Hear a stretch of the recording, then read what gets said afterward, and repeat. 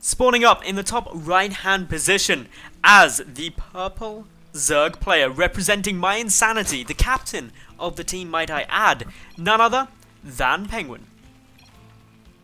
And his opponent down to the bottom left, the blue Zerg representing CSC.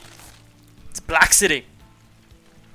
Great, good times. So this is going to be a lot of fun. A nice little bit of ZvZ to start off the evening. I'm jumping about mainly because I've got some Swish new sneakers, and I'm aware from tweeting earlier today that I have to call them sneakers and not trainers, because I sent out a tweet saying I've got some sexy new trainers with a link to a picture of them, and then people, including TLO, who of course is a sick nerd baller at the moment after IEM, was like, that was not the kind of trainers I was expecting. And apparently, like, it's only us Brits who commonly refer to sneakers as trainers, and everyone was expecting like a personal trainer who was going to be very attractive. So I kind of feel disappointed for that, but I'm not too hurt because my new sneakers are pretty cool. And anyway, as we can see, for the moment these two opening very standard, both getting them drones out. Should see a pull first out of PengWin. Most of the time he does like going for that as opposed to going for a hatch first. We should also see the same coming down from Blackcidy because it is Yonsu. 2-player spawn map, you can easily get rushed, you want to be careful, and you do not want to die. It's a best of one, so staying alive is pretty important. Winning this is kind of essential if you want to continue on in the tournament. And what's on the line this tournament is quite simple. 75 euros and a guaranteed spot in the monthly finals. The premium cups really are the easiest way to get into those monthly finals, where there's 600 euros on the line. Now, I don't know about you and me, but 600 euros is pretty good fun. I like that. 75 euros for an evening is very good fun. So definitely something that these players are going to be aiming for. Now, gases are calming down for PengWin. Meanwhile, over at Blackcity's base, we don't see a single gas as of yet. Instead, he's just starting up his natural base. Actually, it's around the same time. So where is that extra money gone? Blackcidy, where are you spending it? That's what's confusing me. Okay, drones.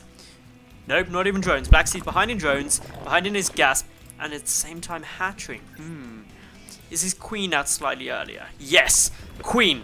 That's where it came down. So now we know where everything's occurring. We can obviously start making some cool decisions. What does this mean for PengWin? It means his speed starts fractionally sooner, or quite a bit sooner actually, than that of his opponent, since the moment Blackcidy only just now beginning to harvest gas. But PengWin doesn't have a queen.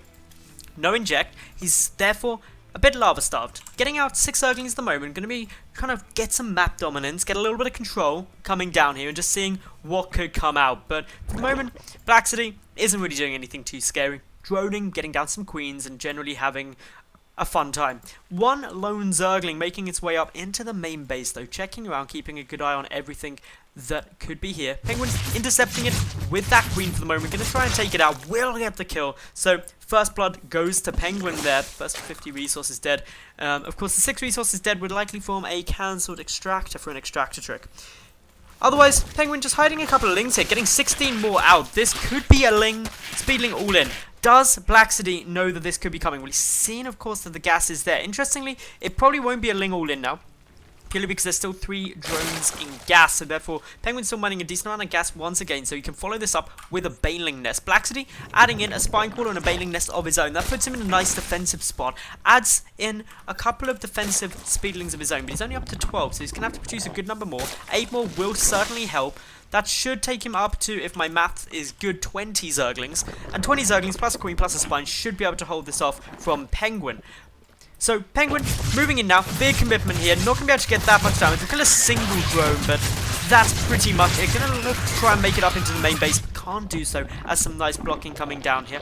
PengWin, though behind this, droning up solidly, still ahead by 1 drone, despite producing so many Zerglings, and that's because we need to see Blackcidy do as much as possible in order to defend this push. That's why he's had to produce so much. PengWin is trying to sneak up into the main, sends a couple of lings up there, realizing his opportunity, and now may get some substantial damage done.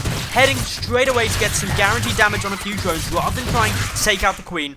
Managed to kill 3 workers for a lot of Zerglings, but behind this, he's got his baneling nests up. He's got defensive baneling, so a counterattack would struggle to do too much unless Blackcidy commits some of his own banelings into this mix. And that's why PengWin's adding in a few more now. He's making sure that he's in a good, safe position. Defensive banelings are morphed. Offensive banelings now coming through. There is a spine caller and a queen there for the moment.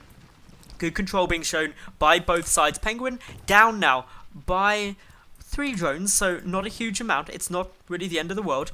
But Blackcidy is the one who's going to be retreating, knowing the PengWin will have committed a decent amount of gas in order to make defensive banelings, gone up to 6. Whereas Blackcidy only got 4 down, so he's got more gas at the moment, adding in another extractor. Meanwhile, PengWin's still just on that single gas, but is still transitioning up into a lair. And as long as we start seeing that lair come down nice and fast, then obviously the transition into mutas can come down. But interestingly enough, we're getting a Roach Warren from Blackcidy. A Roach Warren suggests that it's going to be a push and a timing aiming to hit before Mutalisks get out onto the field. It's tough to try and defend that kind of play because it's going to be very challenging if you only have Zerglings and Banelings to defend a lot of Roaches. If a lot of Roaches come out, that's still speculative at the moment. There is, however, a decent number of lava banked up, a decent amount of gas banked up, so it looks likely. And there we go, the first 4 roaches are coming through. Unfortunately, Blackcidy does have a little supply bump. 3 overlords about to pop though, that's going to help get things moving. And this is where we need to see the number of roaches really ramp up. 7 now coming down. PengWin still has a decent amount of Zerglings and his lair is about to finish. But it's still 100 seconds until the Spire will be completed and he's going to be getting Mutalisks down after that. So a long time where roaches can be very effective. PengWin needs to be a little bit careful. Spire now getting started up. Single spine in the front may need to be fortified with some additional spine quarters. I'm not sure if PengWin is aware this is coming down yet. He does have a single Zergling in the front, but note these roaches being banked up just behind its vision, or just outside of its vision to the bottom left, avoiding this getting spotted too soon. PengWin needs to be keeping a good eye on this. 10 lings also being added into the mix, as well as the already 20 Zerglings on the field, and now a couple of Banelings morphing into a very potent push going to be coming out. PengWin now knows it's coming, starts up additional spine crawlers. If he can hold on until he can get the Spire and the first Mutalisks down, he will almost certainly win this game. It's a hugely advantageous position, but this is one hell of a big push coming in now. The Banelings rolling forward, these spines not going to be done in time. They're only about half finished at the moment. 3 get taken out with some great Baneling detonations there. PengWin with a decent number of Banelings of his own though, going to be moving forward, going to try and get some big hits. Does manage to damage a lot of those roaches. More Banelings waddling in forward, but of course the Speedling sitting in the back, able to get into a nice defensive spot. PengWin just attempting to get down another spine, but it's not going to be enough. GG is called, and Blackcidy will advance forward into the round of 64.